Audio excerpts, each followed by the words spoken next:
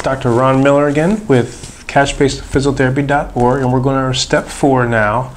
And again, I'm going to combine two of these things together. This is incorporating your business and creating a business name. So before you register your business with your state, before you even incorporate your business, you got to think of a business name. And there's, you can go with just whatever you love as a business name, or you can get really creative because, for example, I remember seeing there was a cleaning service, and it was in Winter Park, Florida. And the owner created his name of his business, Winter Park Cleaners.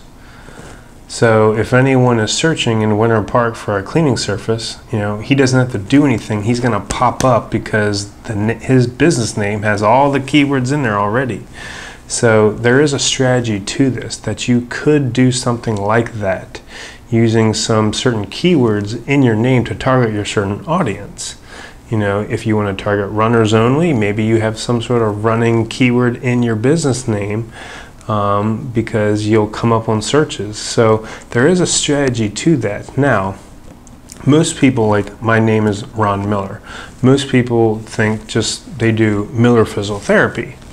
Now, my dream for my cash-based clinic is not just for me to be the only clinician. I want my dream team of clinicians there. So if I named it Ron Miller Physical Therapy, if someone comes in and doesn't see Ron Miller, then it's kind of a letdown a little bit. So I knew that I want to grow mine into a bigger business, have my dream team with multiple clinicians there. So I did not want to name my business Ron Miller Physical Therapy. So I wanted to create another company name that people weren't asking for me all the time, that they could be perfectly happy seeing this expert clinician at Pursuit Physical Therapy. So my clinic is called Pursuit Physical Therapy, and we're pursuing better outcomes, better results in the fewer amount of visits. So when you're opening up your own business, look into that. Do I want to design my name because this is my love and my passion? I'm going to be the only person, so name it your name, physiotherapy or physiotherapy, whatever you want to do. Do you want to get creative and think, okay, I'm in Orlando, Florida. Do I want to name my physiotherapy clinic Best Orlando Physiotherapy, Best Orlando Therapy, or anything like that, that if anyone's in Orlando searching for physical therapy, that in Orlando, that my business name already comes up, and you'll have less obstacles and hardships to overcome when people are looking for stuff. So that is a good strategy to use. With that, it does help out a lot of times. So when you're creating that business name, think about those things and what your goals are, and do what's best for you for that, whether it's just your name or if it's something else. So, or if it's some sort of local niche market that's added into it. So, so after you create your name, you have to register your business with your state. So, for example, the state of Florida has sunbiz.org, where when I create my name, I have to make sure that no one else has that name already. And you register that name with your state, and I think it costs anywhere from $100 to $200 probably, where you register that this is my business and I'm the owner of it, and you register your business. Another thing to also look into with this, when you do create a name, not only you have to make sure that no one else has that name, but does anyone else have that domain name? So you can go on GoDaddy and just search for it and see if anyone else is using your domain name, because your domain name, you do want some of those keywords in your business in your domain name too. So for example, my company name is Pursuit Physical Therapy.